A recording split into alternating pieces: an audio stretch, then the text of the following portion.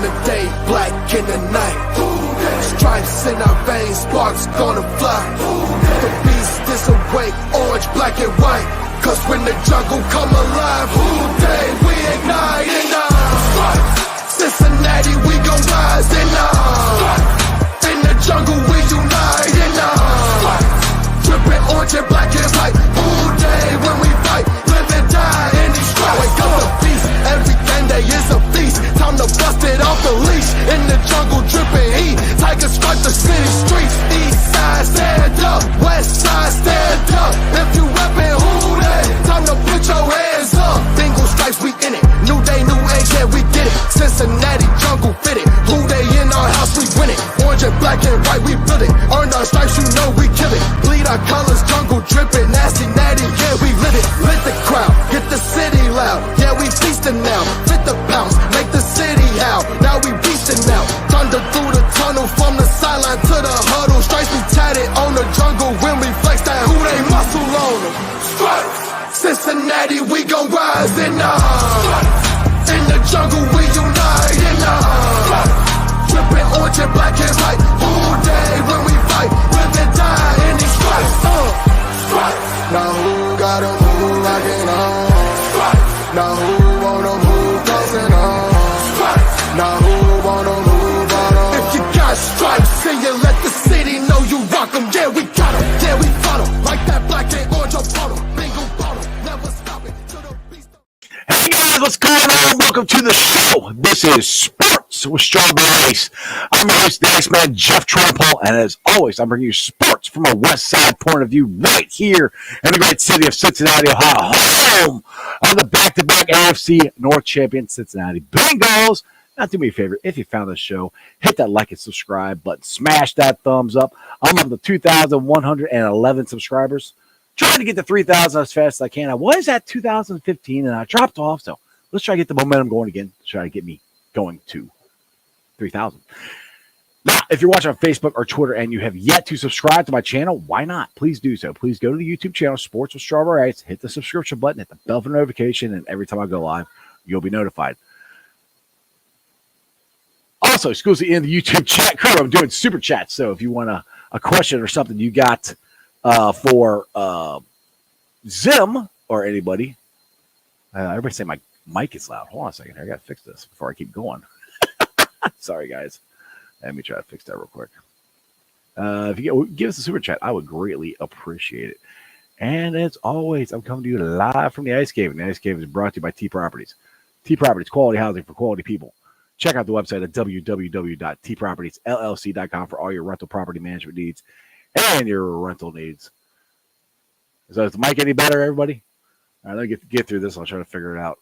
Let's see here. I'm also coming to you live from the Ice Cave. Ice Cave is brought to you by T Properties. T Properties, quality housing for quality people. Check out the website at www.tpropertiesllc.com. Check them out for all your rental property management needs and your rental needs. Also, we got the Jackpot Joey stuff. Jackpot Joey 9, if you haven't got it, got the gear, got the hat, got the banners, all that stuff. Make sure you go check out jackpotjoey9.com and Betfred Sports. Go check them out. Am I still loud? Here, let me just screw this. Let's just get this in. I'll figure it out. What's up, man? Am I still loud? I'm like, dude, I'm reading all these comments. I'm trying to get through my stuff. I'm like, how do I sound now? Horrible right now. I think you're too close. Back up. I always talk like that. Yeah, but like when it's not loud, it's fine. How's that? It's only when the decibels get like really hot, loud.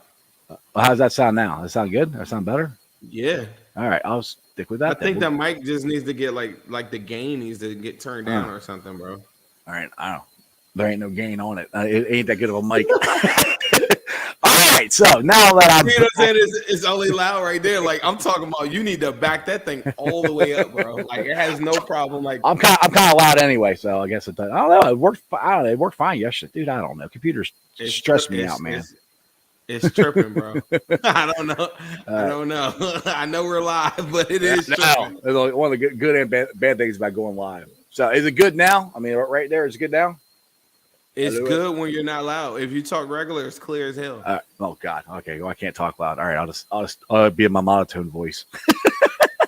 We'll go with that. How's that work? All right. Let's get into this. Okay. He just everybody's in it. He just got right back up on it. Just back it all the way up. If you back it up, we can hear you clear. All right. That sound good like that? I think so. All right. We'll try that if it doesn't work. A little shaky. Dude, this is like, what the hell? I don't understand. I don't know, man. Oh, this is freaking weird. It's because I have it so it automatically adjusts. Here, I'll just turn the freaking volume down. How's that? Is that better? I think yeah. Okay. All right. Is it loud? Oh God, I can't get excited at all. Oh my God, what the hell? This is gonna be a really interesting podcast right here. With my mic is just not working at all. In the crowd, they're like, "Just stay calm, Jeff." Oh, I'm calm. Well, you get me excited. When you're like that, I mean, it's clear. It's only It's only when you get excited. When I start acting like myself. All right. All right. So let's try this. I just lean over this way and talk the whole time.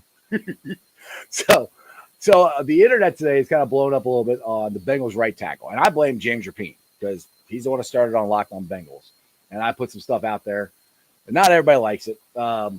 But my thing is, I'm not saying we should cut Collins or anything like that. I'm just saying it's an option, and I'm saying right tackle is an issue because we don't know if LC will be ready, and is everybody okay with having Adeniji as right tackle, or do we go out and right? So do you take a chance and wait on the draft, which it might not fall your way, or do you go out and you sign somebody and then you end up cutting LC, which would be I got what's out here. The dead money, he's owed 9.3. The dead money will be 3.3. So you'd be basically saving $6 million by cutting them. So is that? So it's out there. What's that? What was the dead cap hit? The dead cap I got right down is 3.3 dead money. He's owed 9.3. For any other organization, it wouldn't be that crazy. So like, there's two different things. Some people talk to me and they like the outside fans. They presume like I'm a homer because I'll say these are different ways that they can retain Joe Burrow, T Higgins, all these different things. But the one thing that I do know is that the Brown family have one string of income, and out of all the other owners, they're at the bottom of the totem pole. So when you're talking about things like, hey, let me go to the ATM, pull this money out, and let me just throw it in the trash. Right. It just doesn't work for me. Like that's why they don't do that often. So when people talking about cutting people, I realize because it's not their money, they're just like, well, I mean, the Bengals are worth $5 billion, but the Bengals aren't like other owners where they have these billionaire oil rigging, multiple streams of income. So they don't have the means to just say, I'm going to take a dead cap hit of $3 million just because I want to appease the fans. Right. To me, the La'el Collins contract is good. Like, I like it. See, but it doesn't. If he's not hurt, I'm not worried about it. If he's not hurt, I'm saying get backups. That's the thing is you can't. I'm saying, but check this out. I feel like make him not the de facto straight up backup. Make him the identity. You know how they ran identity in the jump tackle, throughout the years or whatever. Like, make him starting off this season like that. Anybody go down. Remember, La'el Collins was best with the Cowboys when he played guard. Right. Or like bring him along. Like listen, everybody. Like, I'm so glad I get a chance to come on here and say this. Everybody that's talking about cutting people, trade this guy. Let's make this clear. I want everybody to hear this. The Bengals have the fourth most cap in the National Football League, over $36 million. So this ain't your grandfather's Bengals or whatever and all that other stuff. Throw it out the window. In this aspect, it is your grandfather's Bengals that they're not just going to spend enormous amount of money on high dollar free agents. And I like that. I like the Mike Hiltons. I like the Wooziers. I like the Eli Apples, all these different things. But when you're talking about like cutting people or trading people, that's what the opposition is doing right now because they're in bad cap health. The Bengals are in good cap health. The thing that can stymie the Bengals is funds in escrow accounts with guaranteed monies. So when you're talking about cutting somebody, just understand that you're going backwards. You're actually doing the inverse of what you're trying to obtain. You're saying like for Joe Mixon or Tyler Boyd or all these names I keep on hearing.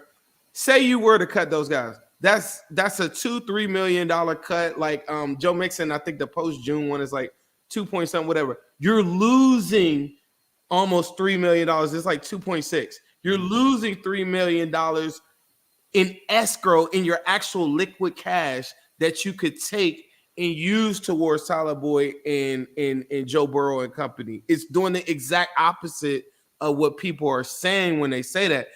There needs to be like some kind of financial literacy class for like fans so people can understand the difference between escrow, cash spent, and cap space. Those are all different things. And the Bengals are in good cap space. The teams that are cutting people are looking for more cap space. Right, exactly. And that's, I guess, my whole thing with cutting Mixon or cutting, which I'm not saying do any of this. I'm just talking. These are things that they can do. I don't know what they're going to do. I just know the right tackle is a position that we got to figure out what to do. And with the thing with Joe Mixon is he's, I think, going to be in the top 5 as far as highest paid Bengals, depending on Joe and all that stuff.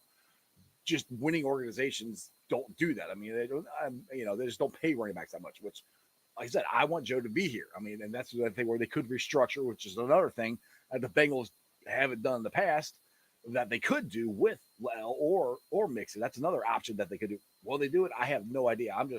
My whole point is LC most likely will not be ready for the beginning of the season. And we have to figure that. Then that's the jumping off point. Somehow you got to figure out who's going to be your starting right tackle either for the whole season or at least until LC's back. And I mean, that could be, if you go in the draft, you got the guy from Tennessee, Darnell Wright. Now, there's a lot of people that say he could be there, he could not be there. And I'm kind of scared, like James Rapine said, to go into the draft and not have that solidified yet. So that's the part where you're taking a chance, because if you don't sign one in free agency and you don't get one in the draft, then it's identity. And yeah, I rarely have hard takes. I don't want to see people think of my energy, and I don't have hard takes. I'm not fire Zach Taylor guy. I'm not fire this guy. I've never been that guy. But when I believe in something, I believe. I do not want to see identity on a depth chart, and I do not want to see Max Sharping or Drew Sample signed and free. Those are 3 guys that I just don't believe in, and I don't think that they can help the team. Those are my hard takes. Aside from that, La'el Collins, as a starting tackle in the National Football League, showed you for bits and pieces of the season that he was more than capable, right? When the offense was humming, he was going crazy. But the realistic approach of me says you're coming back off a torn ACL and you're 31 years old. So with that being said, I think your approach to Darnell Wright, me, I'm a Mayer guy first round because I believe he gets. I love Mayer. I'm a big Mayer. I'm a big Mayer guy. I'll put you this. This is what I did to Zim yesterday. I said, okay, well, let's just say this. Say they didn't sign anybody. Okay, and you're going into the draft, and Michael Mayer's sitting there, and Darnell Wright's sitting there, and you still have that big thing. You don't know about right tackle. But this is the thing. Mayer? This is why I like. This is why. Oh, listen, you can sign Hayden Hurst, and I'm still going to take Michael Mayer because Father Time is undefeated. Hayden Hurst is 30 years old. I love him to death. I think when people talk about hometown discounts and stuff like that, when we start talking about money, that's a guy that would take a hometown discount. Joe Burrow will take hometown cooking in. Well, I'm gonna talk about that in a second. He'll still be the highest paid quarterback, but the structure of the contract makes sure that that's how he gets his home cooking. Like he's still like getting $50+ million a year because he's the most valuable person to your organization. But the Hayden Hurst guy, he comes to the podium, he says, I'm so glad I'm finally with an organization that loves me, that understands how to use me. But at the same time, bro, you about to be 31 years old. So this whole one night stand, let me try this tight end, let me try that. Like, tight end is the one room. Even if you're not a guy, if you're watching this right now, you're saying, why would you take a tight end at the beginning of the season? Name for me a room in the Bengals. The reason why the 2021 to 22 Bengals was so lethal and so amazing, or all Bengals fans loved it, is because we brought back the same exact team that we went to a Super Bowl with. Right. The difference with this upcoming year is that there are some gaping holes there. The biggest gaping hole is tight end, because guys like Hayden Hurst, Drew Sample, Mitchell Wilcox, none of them are under contract. Right. We don't. If I showed you on our team right now, we don't. If I showed you the depth chart of tight end, you'd be like, "Who are those guys?" Right. So the guy that says I don't even, guy or girl that says that I don't even want a tight end, like at the beginning of the draft, just sign me Hayden Hurst. Say Hayden Hurst goes out, you don't even have a Wilcox or Sample or any of those guys behind it last year. So you have to operate under the pretense that two different things. I do think the Bengals will fill these holes before the draft so that it is giving you a BPA type of view. Mm-hmm. But at the same time, you got to understand Hayden Hurst at 31 years old is not a spring chicken. Right. And so with that being said, it doesn't change if you feel like the prospect for whatever your mock is, or you're the Bengals. If you feel like Michael Mayer is the best guy at the top of your draft, you just take him because you're looking at the 4-year window in the rookie contract, in the future, your organization, all combined in the fact that because the room is so empty, he does give you impact and he would see snaps year one. He probably eventually would just beat out Hayden Hurst, honestly. But from a blocking standpoint, if you're big offensive line guy, if you're like me, I was big Jamar Chase. I'm known as the guy that wanted all the weapons. Now that I got all the weapons, I'm like, just protect Joe Burrow guy. But part of protecting Joe Burrow guy is protect them with more weapons. But what if I could tell you could get a 2-for-1 special and you got a guy like Mayer?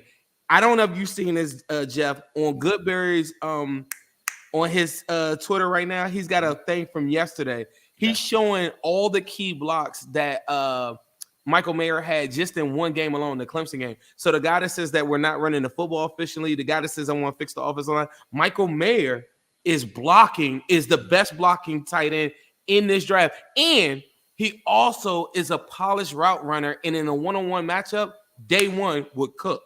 Yeah. That's why people are like on the Mayer train, and a lot of people are like, I just don't see it, because we're trained to see like Kyle Pitts of the world and be like, well, he's running a 4.4. Michael Mayer's going to run like a 4.7, but for a linebacker, he's 6'6". He's big as on the way. He's more like what's the kid Fryer, right? Yeah. Well, they call him Baby Gronk too. So that's his nickname. Yeah, Fryer move was Baby Gronk too. Mm-hmm. Year one, he had 8 touchdowns. Yep. You see, and then you put him on a Bengals roster next to Jamar Chase and T, it guarantees him a one-on-one matchup all the time. And you're telling me I'm gonna enhance the blocking and enhance it, and say it's not Mayer. It's fine. I'm just saying that the tight end is the big gaping hole. In Darnell Wright. Say you go Darnell Wright first round, you come back second round, you go Darnell Washington. Now you got the monsters. You got these big guys that beat the snot out of people in the AFC North. Then you got these weapons that I love on the outside. But the Lyle Collins thing, I want to keep him, bro. The figure I was talking about. It's nothing against L. It's nothing against him at all. Right. I honestly, Zim, when the offensive line was healthy, we won 9 in a row, and Joe was one of the least sacked quarterbacks. So our offensive line was fine. I know people get down on Jonah Williams, and LC wasn't, I guess, as good as everybody thought. Our offensive line played great. They were all in there. They played great. So if LC's healthy, I got no problem. I'm taking Michael Mayer. My concern is that. Now, the other thing I want to bring up that you brought up with Hurst, just think of this. If they have signed Hurst and they had Mayer or the kid from Georgia, and you do a 2 tight end set on the in the end zone, either way, dude, bro. Like, can you imagine this? Imagine this. Darnell Wright, and this is very possible. Darnell Wright is your starting right tackle, right? Or whoever you like, the kid from Ohio State, whatever, right. Whoever. Right. I don't care. Starting off, Lyle Collins in a jumbo package, and Darnell Washington on the you would cream every team in the. We would, bro. They wouldn't lose more than 2 games. It would be like us on defense. You know how multiple, like when we go to play the Titans, we just put beef at the front line and then we just slug it out and then beat them up, then go get like a touchdown and then you win the game. You will be able to do that. But then when teams try to come through to come and stop the run, now all that double teaming that they were doing on Jamar Chase, the guys like me that want to see the weapons go crazy, 1,000-yard Tyler Boyd, T. Higgins, all that, That's the other part about like taking away Tyler Boyd to get in that figure I said of 36 million or whatever. All of those guys that I just named are still in that figure. You don't have to cut them to go get all of these other dudes. Like Hayden Hurst will take the hometown discount. I estimate he would probably be about 6 or 7 million per. Like that's easy work. What The cap hit was he 3 last year? He was like 3 or 4. Yeah, I mean he's gonna get a bump, but I mean not a huge one, right? He might get more. Say it's not him. I like guys like Irv Smith. I don't know if y'all know him. He got injured a little bit, but that's a guy that offers a little bit more athleticism. I think he's only 26, 27. Somebody fact check me.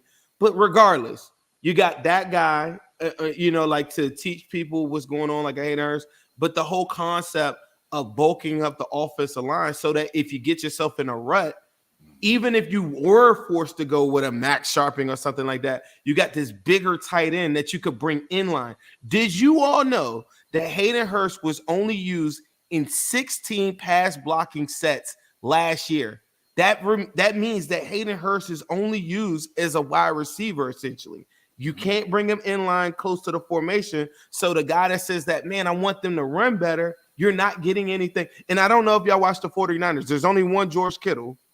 But he is the reason why they're running at a high level because of his blocking in line makes him – his blocking might be better than his receiving, and he has a little bit of Michael Mayer in him, but that's what you get from the tight end position that has the ability to run routes and block because the defense never knows if this guy is going out, and if he is going out, they have to be accountable for it. If he stays in, they have to come in and suck into the run. Now this guy is one-on-one with a linebacker. Michael Mayers or other worlds are killing it. So from a strategy standpoint, everything that you want to do opens it up. I felt like I just started up the Michael Mayer fan club.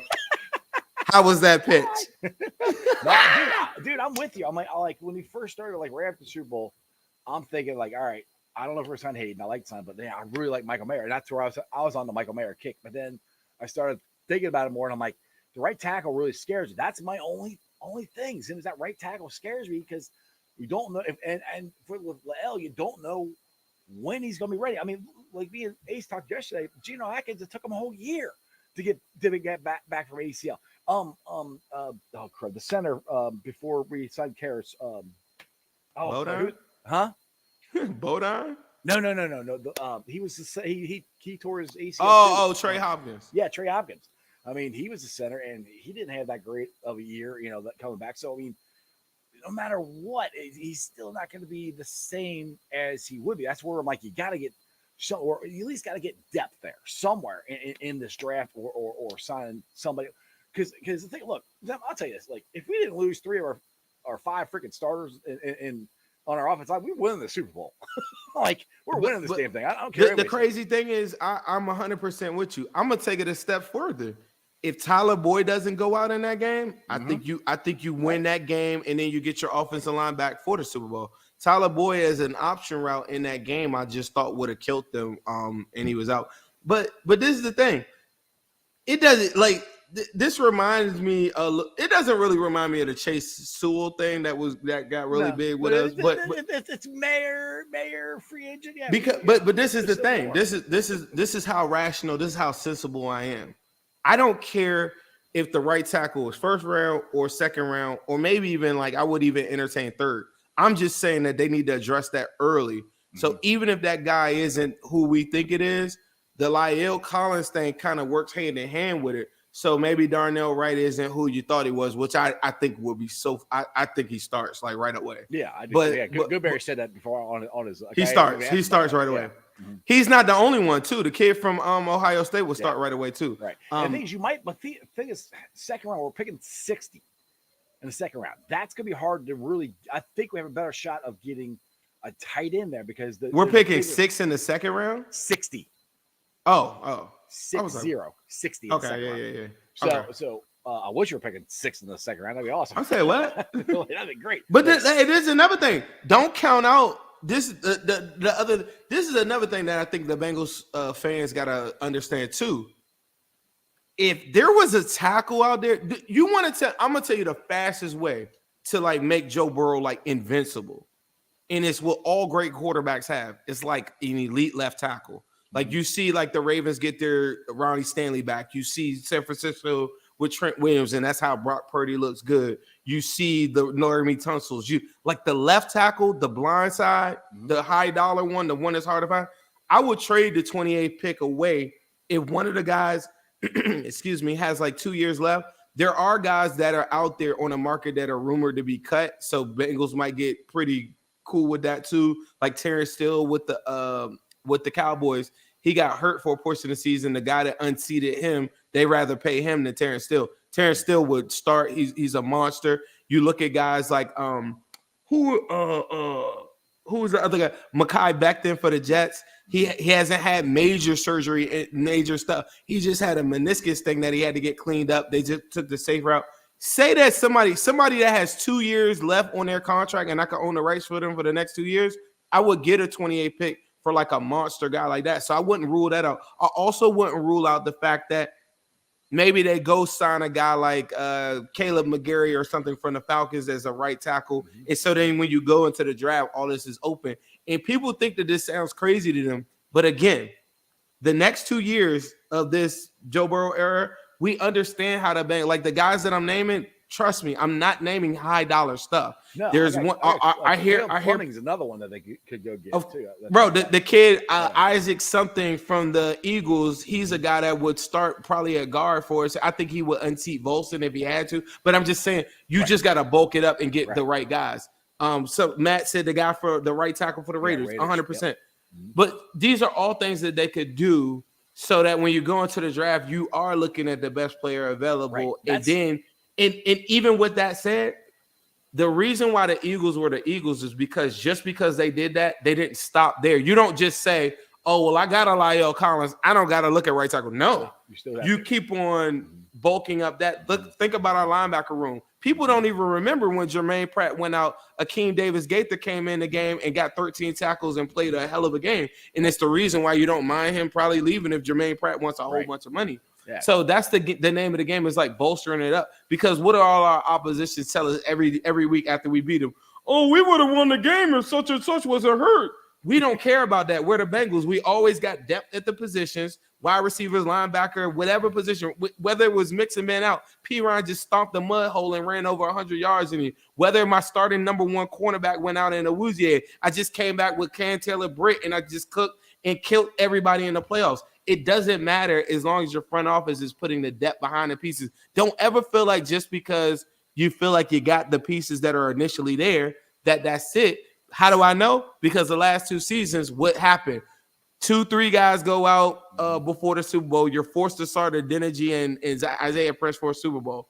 Depth wasn't there. You come back this year, you say, well, I feel more comfortable back with it. Max Sharp and I got Adeniji. They ended up playing trash and they look garbage and you're like, you look back at it and you're like, dang, maybe I should have strengthened it up.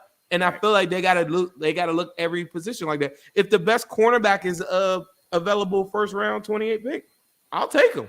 Because the other thing we gotta worry about too is the DBs. Now, come on, you got a Awuzie coming back off a torn ACL. Well, you're gonna lose Bates and hopefully not Bell, and then you got Eli Apple, which I think Eli's coming back. You still need to add somebody there. I think. I mean, I'm gonna tell you another low number. Who? What if I told you no Eli Apple, Patrick Peterson coming off the best season he's had in a long season? And I know he's old, long in the tooth.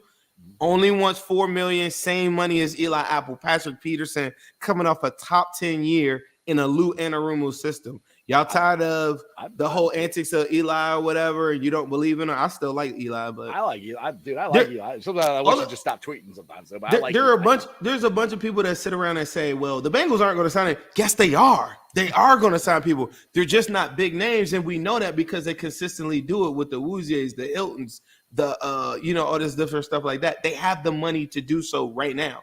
2 years from now, when the Joe Burrow cap hits, you're not going to get a bunch of. You're going to look like what the Chiefs looked like this past year. This was the first year that Pat Mahomes' real big cap hit, so that we're forced to start 7 rookies. You're going to have that 2 years from now, but right now, all the little low-level signings and stuff, they're there. That's why I've been saying this a lot.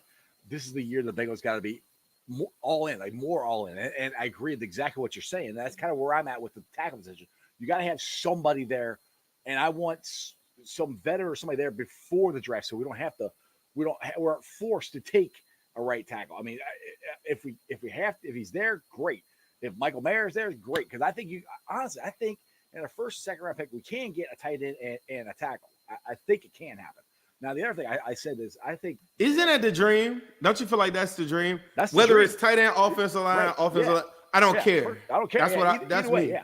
Even with us signing somebody or whatever, like I said, this Cam Fleming, I don't think he'd be a bad. He wouldn't be that too expensive to sign. It's just somebody just to put there in case Lel isn't ready, and he doesn't. And let's be honest, I mean, Lel has missed the whole season due to an injury before. And I'm not saying anything against it. It's just facts of what's happened in his career before. So that's where you have to have depth. And just like you said, the last 2 years, depth has been an issue for our offensive line. That's the reason we've lost the AFC Championship. The reason we lost the Super Bowl is our depth at our offensive line. We got to get depth somehow. So that's where I keep throwing these names out there. I'm like, these are people that I can get. And I'm not necessarily saying cut Lel. I'm just saying you could. I'm not saying they will. Right. I have no idea. It's just having conversations. That's how I'm looking at it. Listen, I'm the king of give Joe Burrow weapons, never stop. And because give him time. That gives him pressure. But now that I have, like, I don't know, we're going to talk about the T. Higgins stuff or whatever, but like the Bengals have the rights to T. Higgins for the next 2 years, and nobody could do anything about it. Okay. Like they could cry about it. I'm tired of hearing. I'm so sick NFL, of that. I just watched NFL Live, and they always say, "Oh, we can trade him to the Patriots." They're not trading T. Higgins. Like, it's not going to happen. Bro, this is a crazy thing. Check this out. Hold on. Why do they have y'all ever in the history of football ever heard, like, do you remember on the Super Bowl week and they were just bombarding Jamar Chase and T. Higgins? Have you ever in your life heard players have to endure that many questions about are they going to be playing there that are under contract? Right now. Yeah, exactly. I'm just like, they're under contract. They act like it's hitting this year. They always sign them all. None of this hits for 2 years. So the conversation. So the conversation starts like this. I understand T. Higgins is set to make $4 million this year, right? Mm-hmm.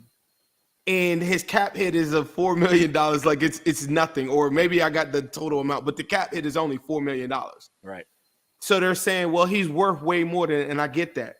But they don't understand. The same way I led off this show, Mike Brown don't care about what your favorite team is doing.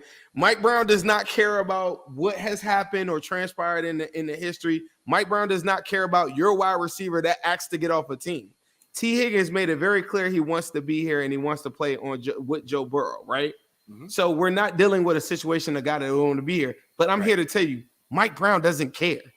If he want, but because we're good family and we love you, T. Higgins, we're not even putting your back against the wall. But he could play that card, and I think people need to understand there's nothing he could do about it. He would have to play essentially for that, and guess what? The year after that, he could just tag him. And if he doesn't like it, guess what? Carson Palmer, you're sitting at home.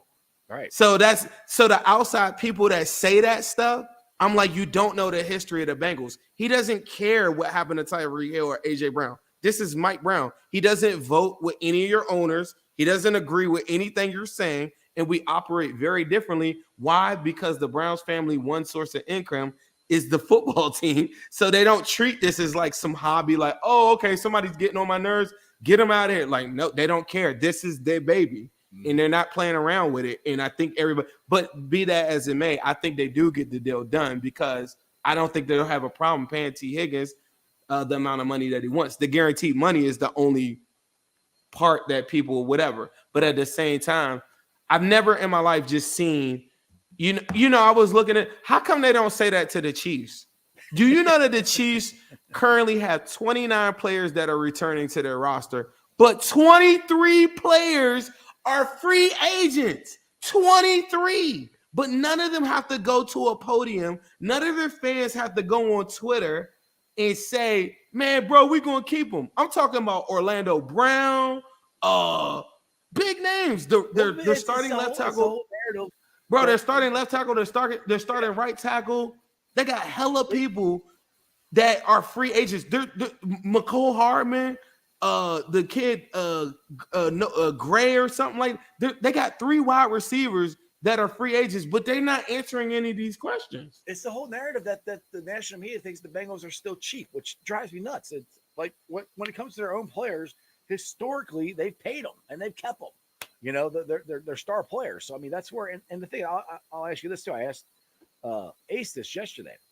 Okay, so we all know how LeBron James, D-Wade, Chris Bosh on separate teams figured out how to talk to each other and go to Miami and play.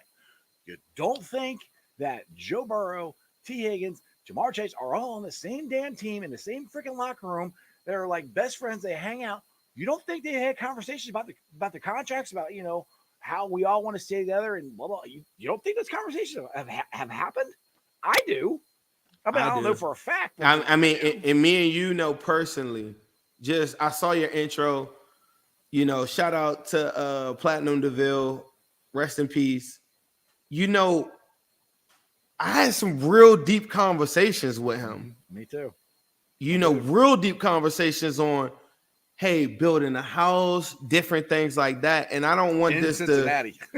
In Cincinnati. Yeah, it was purpose in Cincinnati. I was at Kansas City. I was at Kansas City just now. So if y'all don't know, we're talking about T. Higgins' dad who passed, you know.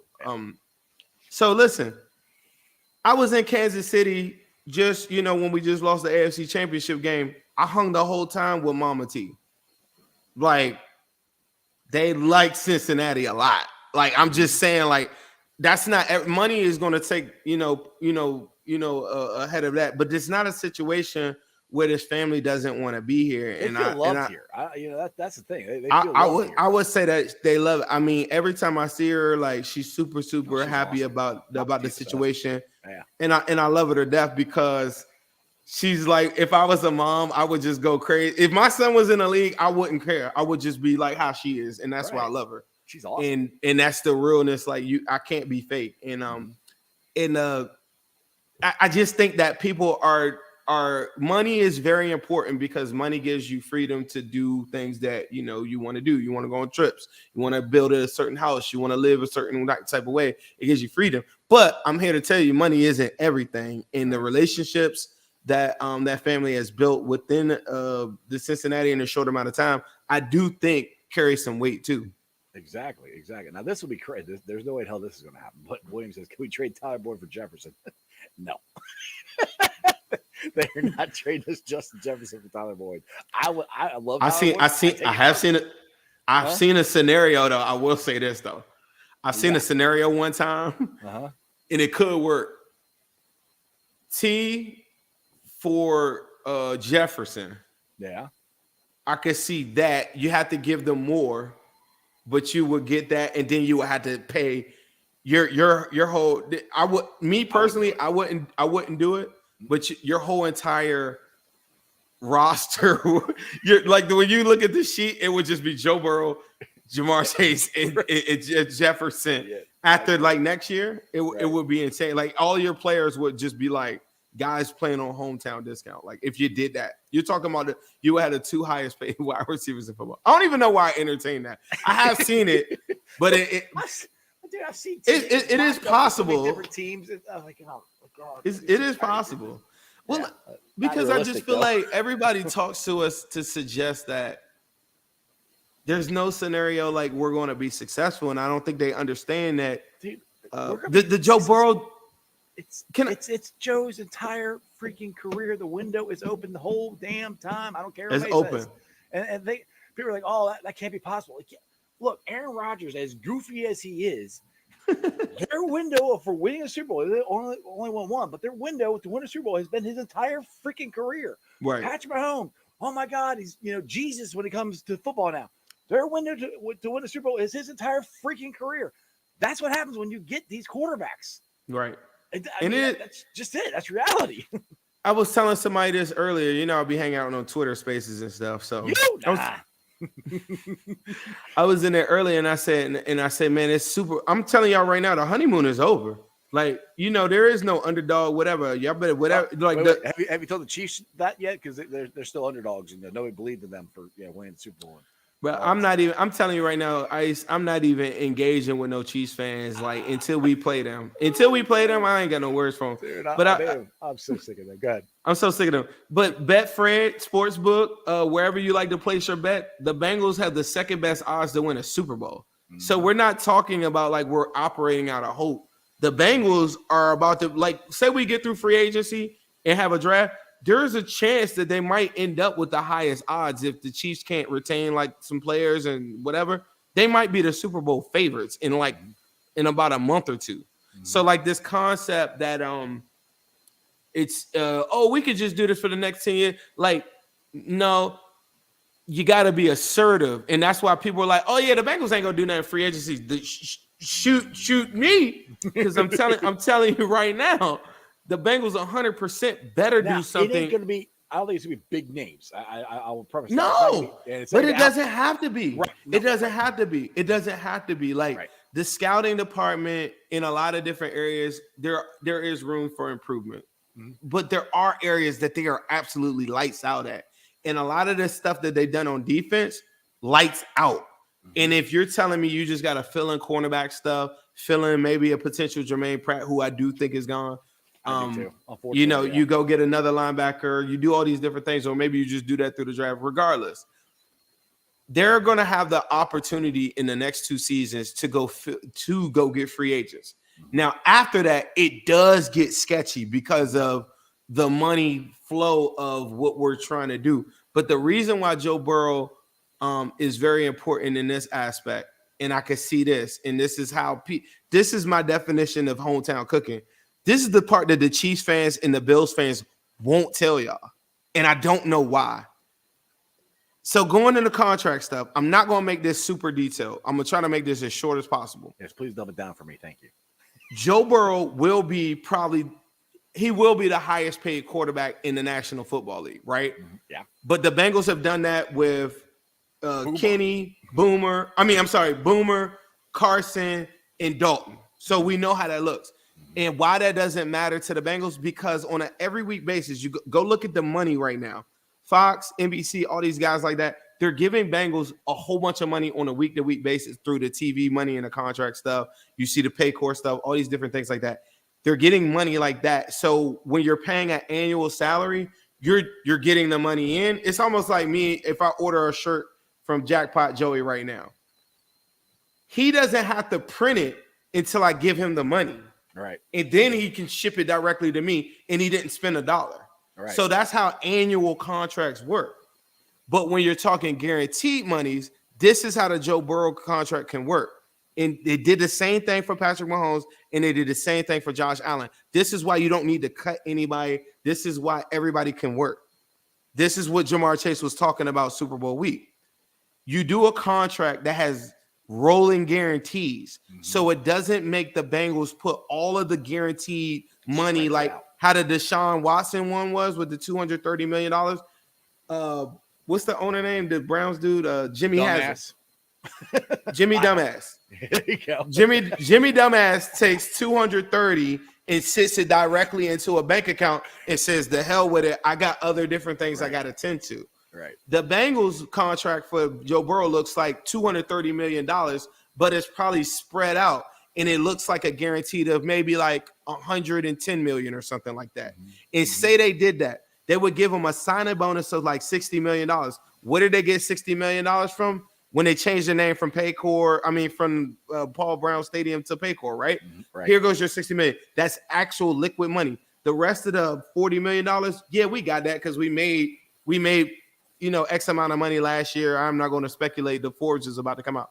They take that money and then they go take the extra $40 million that they'll go to the 4 or 5 year guarantee, whatever the hell of Joe Burrow. I'm doing quick math.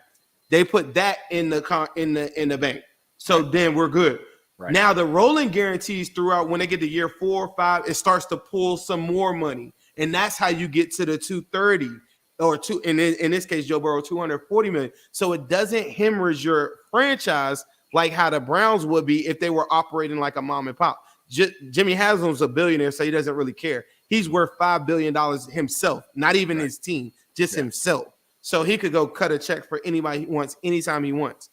The Bengals don't have that luxury, but if they spread it out through rolling guarantees, it makes sure Joe Burrow is the highest paid quarterback, but it doesn't take all of their money and make it sit in an escrow account, which is just bad business. The Bengals got that, but that's bad minute business to have 30% of your overall worth just sitting in an account that you can't do. It would be like me and you going to like the bank right now and starting up and say, Ice, I got $1 million. Let's just go put it into one of them savings things that just 20 years from now we'll go get it and it's worth 1.5. Right. You'll be like, what, bro? I want to spend $1 million. You see what I'm saying? So that's the whole thing. When people start talking about like Joe Burrow's contract, he'll be the highest paid. But with the rolling guarantees, which the Chiefs did and the Bills do, it makes it so that you can pay other people. The other thing that the Bills did that was bad business was they did dumb deals like Von Miller that give him 60 million guarantees. They did all these. They got 10 guys getting like 10 plus million. The Bengals don't have any of that. Yeah, that's they don't have any of that. So this whole operating like the Bengals, oh no, they're not gonna have money to do it. They're not. Yes, they will. They're gonna do it the same way y'all watched them do it before with Mike Hilton, Trey Hendrickson, all these guys like that, taking low guaranteed money and banking on the annual salary because the Bengals get the money from Fox, NBC, all these different things like that, and then they pay it out on a week to week basis. How do I know? I've seen players' checks before. It comes like clockwork, but it comes after the fact that the Bengals just got paid from the previous week. All you season ticket holders, all the money from that concessions and all these different things come through. You pay it out like 3 weeks later or whatever. But the money is right there. But you didn't have to go into your pocket. I'm just taking Fox money. I'm just taking season ticket holder money. I'm taking all that, and then I can pay it. I don't care what T. Higgins makes on an annual basis. I only care about his guaranteed money because it makes me pull the money and sit in an escrow account that I don't want to do to hemorrhage my my team. Whereas other teams like the Dolphins, the Panthers, guys like with big money like Khan from the Jaguars, billionaires don't really care about stuff like that. And that's how the Bengals can do it. So stop telling people you got to cut Tyler Boyd or we should trade T. Higgins. No, that's what makes your team very special. And what if I tell you you're going to have all those guys and Mixon and all these guys fall off the books? You're going to go draft the running back in this draft. You're going to draft the wide receiver in this draft. And then the cycle just continues over and over. And that's how the window of Joe Burrow still exists. You don't have to give up anything. Giving up anything just helps the opposition. You think, sometimes I see this on my timeline with Bengals fans, they think that that's helping the Bengals. It's not. It's only helping the opposition because you're falling, like you're listening to them tell you that you're not going to be able to pay these guys, but you can. How do I know? Go watch the Mahomes contract. Go watch the Bills one. Thanks. Yeah. I had to say that. I'm so frustrated with this. You're good, man. I appreciate it. And that's what I've said too, that I think Burrow is going to get a big contract. He's going to be the highest paid quarterback, but I don't think it's going to be more like the Patrick Mahomes where they spread it out.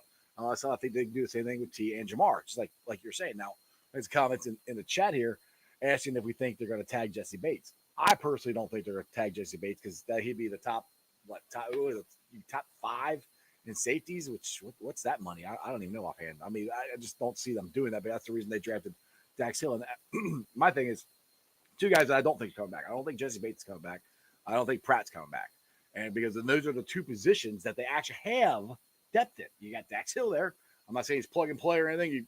It's going to be damn hard to replace Jesse Bates, but that's the reason they drafted him. You got Akeem Davis Gaither. They drafted him same time they drafted Logan Wilson to eventually replace one or the other. And that's where they had this. So that's where they've done well in the draft and getting and not making the same mistake they made when we let Marvin Jones go and we let Sanu go and we let Witt go because we didn't have anybody. Now in those positions they do. So that's where the Bengals have, I think, smartened up compared to the past thing. Now, one thing I will say this, and I asked Ace this yesterday too. I personally think that the Bengals are going to get this Joe Burrow contract done. I think it's happening here in the next couple weeks before free agency starts, before the draft. I think it's coming out soon. What's your thoughts on when the contract's coming? Is it come before free agency, or you think they're waiting until after? I think it's before.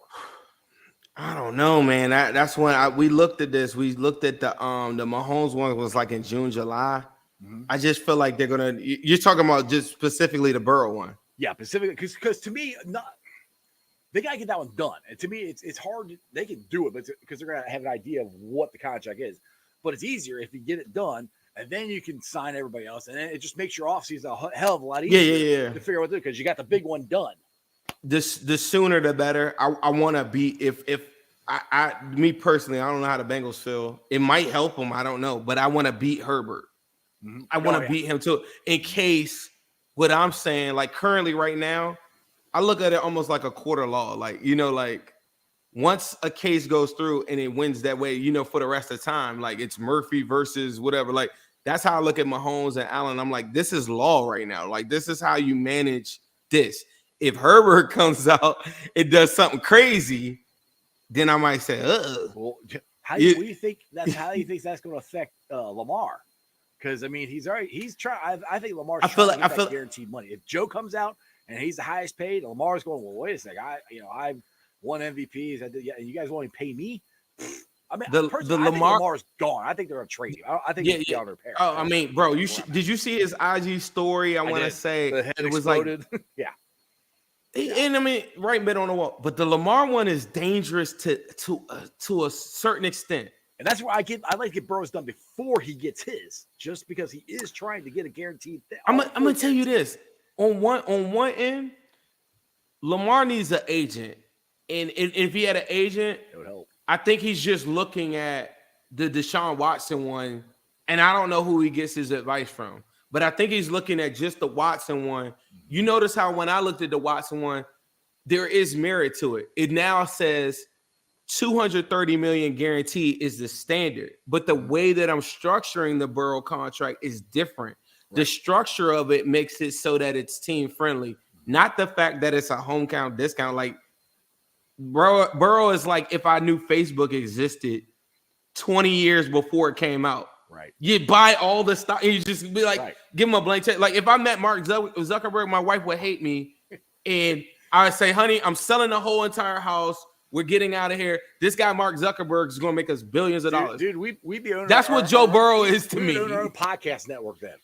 You see what I'm saying? I would own my own island, and I probably would just be sipping Mai Tais telling you about, like, yeah, I hope you guys are having fun out there in Cincinnati. But this is the thing. Like, that's how valuable Joe Burrow is to me. So that's why I'm very adamant about I don't ever want Joe Burrow to feel slighted in this regard. People say, well, he's a nice guy and all. Let me tell you something.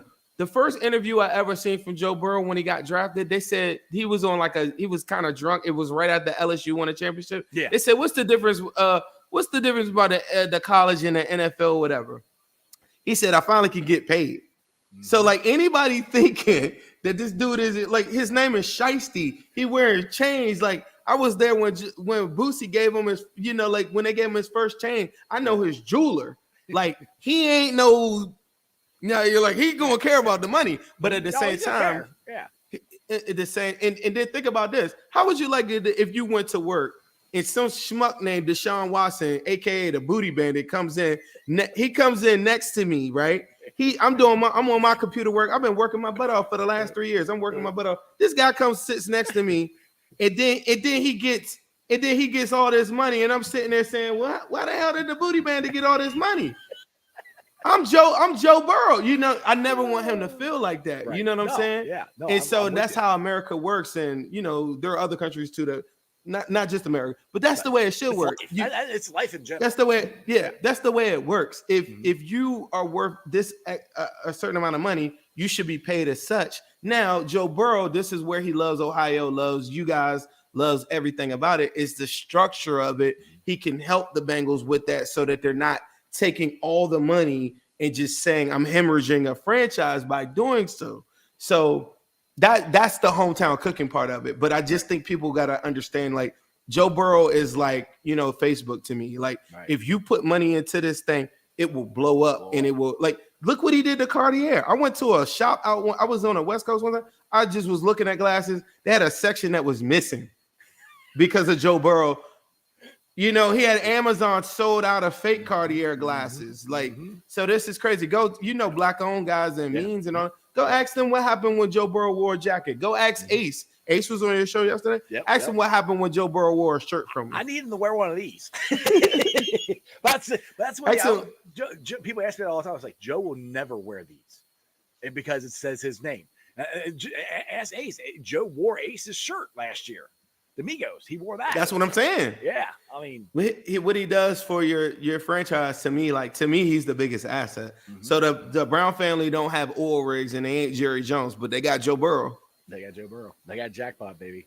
All right, so real quick here, you've been on 55 minutes. I want to ask you something about the coaching staff. Now, I am pleasantly surprised that everybody is back. I think that is huge. I mean, since Bieniemy left Kansas City and is in the OC for Washington, we're the most tenured staff.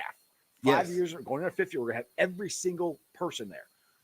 That is just gigantic, a gigantic advantage, I think, just going into the season.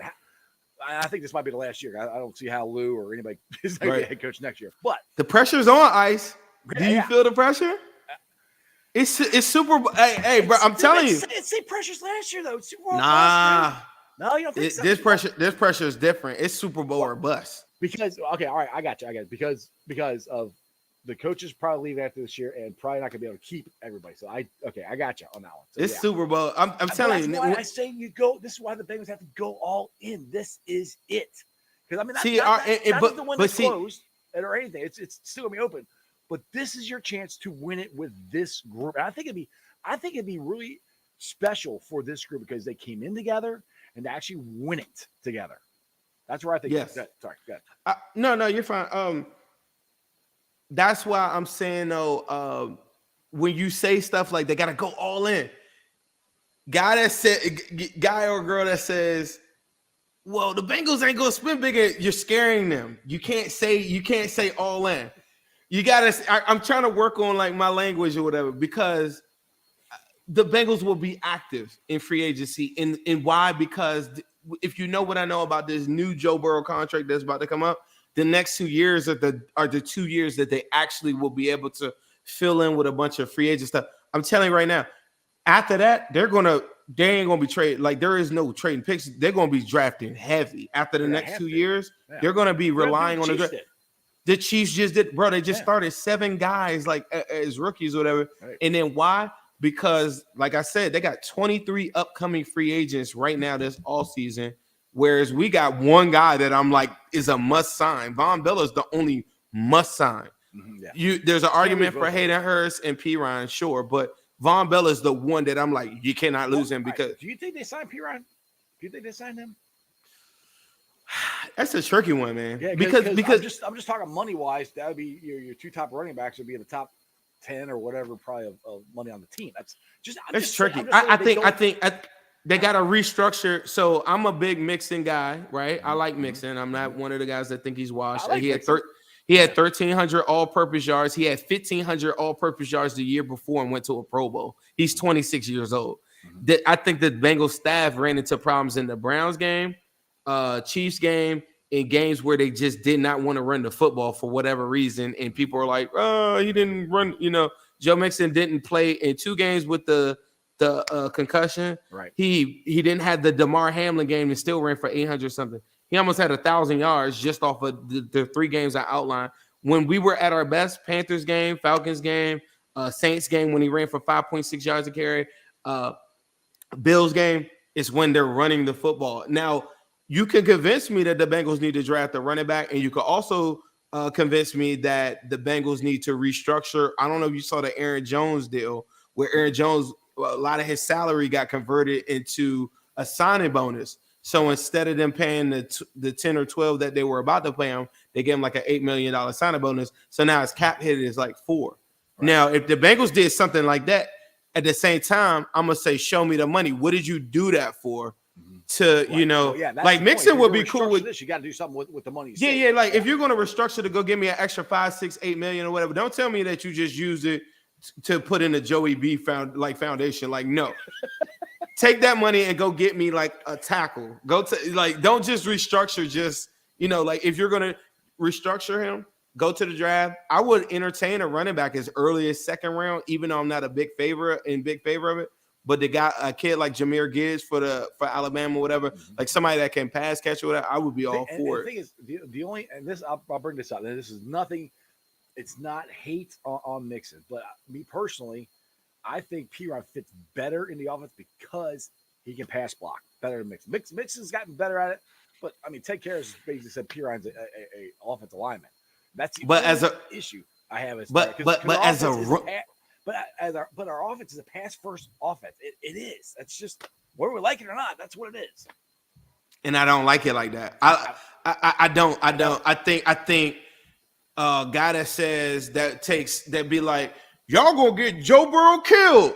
That guy comes out because Joe Burrow's dropping back 40 something times. Like, you're not Superman. Like, I don't like that. And I want him to air it out. I'm with you, dude. I'd rather them run it some more too. I'm just saying this is what the reality of the team is. But see, the things that we talked about at the beginning, like trenches, Darnell Washington, tight ends that can, bro, it don't have to be 50-50, but at least give me like 60-40.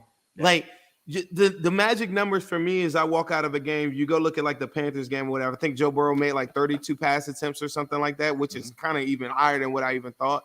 I might have my games mixed up, but regardless, 32 pass attempts on average because they're predominantly passing team, right, and then running the football 15 to 20 times. If I walk out of an AFC championship game and Joe Mixon and company only got 8 runs and I lost by 3 points, it doesn't need, like, that's not. If you and you're missing 3 offensive linemen, it just doesn't make sense to me. The Browns game, that game that we got our asses kicked, was 0-0 with 4 minutes left in the second quarter, right, and Joe Mixon only had 8 carries in the AFC North. The Chiefs game, dude. The Chiefs game, the first quarter, we didn't do shit. We had we didn't get a first down in the Chiefs game. In the AFC North, so. It did. Think about it. Look what we did. And now Mixon was out for this game, but look what we did against the Chiefs in December. Yeah. Or look at the second time we played the Browns. Joe Mixon runs 14 times for 96 yards. He ran for almost 6 yards a carry. The Buffalo game the week before. The Buffalo games. We ran. He threw him. He ran him through the snow and ran him through a snow plow. Right. They're still looking for Milano and them boys. We buried them boys in the snow. We were out there doing snow angels on them boys, running the football. And all the games that I feel like we were at our best is a combination of Joe Burrow predominantly throwing the football because he is the best quarterback in football. That is my opinion. And then a nice dose of running the football to keep the defenses honest, even if you're not running efficiently. Even in the Dolphins game, which I was at, hell of a game, he ran the football 23 times for 3.4 yards a carry. In that game, he wasn't efficient, but he kept the defense honest. And when it was time to go get a one-on-one situation, you had a one-on-one with T. Higgins and Xavier Howard. And you beat them on the deep ball. And so that's what the running game does. And when they got away from it, those are the games that I feel like Joe Burrow, you sit around, even if he doesn't get sacked, you say, damn, bro, like he got hit so many times. Why? Because it's a simple math equation. If I drop back 40 times, I'm going to get hit like on, 10% of those. I'm going to at least take 4 or 5 hits. Yeah. And I don't want to take that. If I'm limiting the amount of opportunities, I mean, come on, bro. Who plays Myles Garrett? And it drops back 40 something times. Like, what are you thinking? That's not a Joe Mixon problem. That's let's be honest. Like, we love Joe Burrow, but I fall in love with the pass too much. Come on, bro. We're in the AFC North. We're not no coochies running around out there in the AFC West over there beating up scrubs. We're beating some of the best teams in football. The Chiefs, they talk to us. What they talk about? We went to 5 straight AFC championships. Bro, I live my life talking to people telling me about 6 Super Bowls. You think I care about AFC championships? This is the hardest division in football, and God damn it, we play like it. We run like it. Look at the 10-game winning streak. Look at the teams they beat. Look. It was the hardest schedule in football. Right. The Bengals have no shot. They got to be going for a wild card. Blah blah blah blah blah. What happened to that narrative? Exactly. What happened to that one? Yeah, exactly. So, I mean, this is going to be a very, very interesting offseason. I can't wait to get to it. You've been on for over an hour. I appreciate you. You and me get on here, we just start vibing. I get fired. I get fired every time I come on. My microphone's all messed up. So. I saw you suffering. I feel like I had to carry a little bit because I saw you like in like it was 12 minutes and like 32, and you were looking like. You was like, oh man, this sucks. I can't turn it. I want to go, but I don't want to blow everybody's eardrums out. But Zim, I appreciate you, man. Hey, tell everybody about Cincinnati, what you guys got going on. You got a PFF guy coming on here tonight, tomorrow night. When is that? Yeah. Tonight, check me out. Make sure y'all follow me, Zim Hude on Twitter, Zim_Hude on Instagram. But on Twitter, our link is on there, but it's the Wincinnati Pod. It's spelled just like Cincinnati with a W. Tonight, we're having Brad Spielberger from Pro Football Focus. He's coming on there tonight. We're going to talk a little bit about cap stuff. He had one of them T. Higgins proposal things, so I'm gonna definitely put the press on him a little bit and be like, their podcast, their daily podcast, right? He does? No. That's Monson and okay. Another dude. No. Okay. Brad is actually a Bengals fan, but he had a scenario about a T. Higgins trade or something like that. But he's a good guy. He knows cap stuff. He's a really good. I DM'd him and see if I gave him all my show after you guys have him on. So I reached out like, oh, all right, I read it. Yeah. We'll see. Brad is the he's a really good guy. But even last week we had we've been having some really good guests. I know you guys have a bunch of people on there, but check out Wincinnati Pod. You guys have been killing it lately. Yeah, Drags is awesome. I freaking love. Yeah. Drags. Oh, hey, look, that show last week that we had. So we're only going to 1 week now. It's Wincinnati Pod again, but we had Mike Petraglia, who's directly in the locker room. He had stuff where he was talking directly about Jermaine Pratt, Bates, all that. So if y'all didn't get a chance to see that, make sure y'all check that one out because he talks about like firsthand, like he was there when Mixon said, "Hey, I'd be willing to, I'll do anything to kind of still play for the Bengals." He was in the scrum. Yeah, he was on the mic in the, so you get a little bit of insight from that though. So check that out. Yeah, Trags is a good dude. He's been on my show, I don't know, 4 or 5 times, but he really okay. Oh yeah, he's been on multiple times. I got him on when he first got here last year. He only been for a couple months, and I like, all right. So I messaged him to come on. But one real quick, I got to tell before you go, I got to tell everybody the story of how we saw each other in Kansas City because it cracked me up. Because you were over there talking to Theo's Cap and Hube, and I walked there. I was going to say hi to Hube. All of a sudden, you stare at me, and all I see is your eyes because you were so freaking cold. You had your mask on. I'm like, Zim, you're pulling your mask. I'm like, hey, what's up? But I saw the eyes. Bro, it was so cold out there. It was so cold. You didn't know I had stashes of tequila like on this side. I was just taking a shot. By the time I got to the game, Ice is talking. I had a shiesty mask on, so you could only see my eye. When I got to the game, I set my water bottle down because I knew like if I'm yelling, I need water, right? Or my voice gets real hoarse. Right. Soon as I set it down, bro, my water turned into ice in like 30 seconds, bro. It was that cold in Kansas City. Shoot, when I got off the plane, I was like, "Whoa, what is this?" Like. The wind was the word. As soon as I got off, I was like, "That was different." The worst part for us, it was cold. So me and Chandler went, and we had to park farther away. It was just cheaper, and we had to walk across their just ginormous parking lot. And dude, I'm walking to Jim's tailgate, and I got my beer with me. I got the 12-pack in my hand. I got the beer in my other hand. Dude, I am freaking freezing. I'm like, and that wind is just cutting through. I'm like, oh my God, we got to get there. It was the longest damn walk to get there. But once we got there, I wasn't that bad. And once I got to the stadium, I wasn't that bad. But walking to the stadium, walking to Jim's tailgate, dude, I was so cold. It was ridiculous. We were at B-Dubs before we went. I was talking to a couple Kansas City Chiefs fans there, which look, everybody was around me was really cool. I didn't have any problems, to be honest. I know you guys were your dad. You guys had some problems. They were cool with me. But anyway, the people at B-Dubs, they're like, hey, what's the temperature like here compared to Ohio? I said, the temperature's fine. I said, it's the freaking wind. I said, it's so damn flat around here. The wind there's nothing to stop it. I said, Cincinnati's got hills and valleys, so it's not this windy all the time. Like, it's freaking cold. That just cut through you. It was bad. I'm here to tell you that was a different. It was cold. Exactly. It was hey, straight up. It was cold. That's what I told the Chiefs fans. I said, we'll see you next year, but it's going to be in the jungle. No, but we got to play them there, though. No, I mean, for the AFC Championship game. Oh, yeah. We're getting that number 1 seed this year.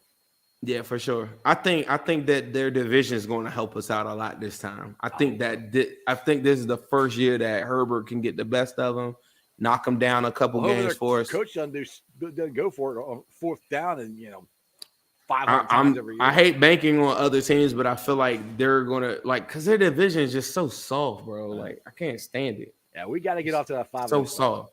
Anyway, Zim, I can talk to you for another hour, but I'll let you go, brother. Houday, appreciate you, man. All right, guys, make sure you go check out Wednesday Night Podcast, Ace and Zim Houday. I hope my mic is not blowing your eardrums out. I apologize for that because this stupid setup, I can't hear it. I can hear Zim, but I can't hear my own voice. So that's why I have no idea if it's too loud. So anyway, I hope you guys enjoyed that. All right, let's get to the Facebook groups that let me live stream. And I appreciate every single one of them.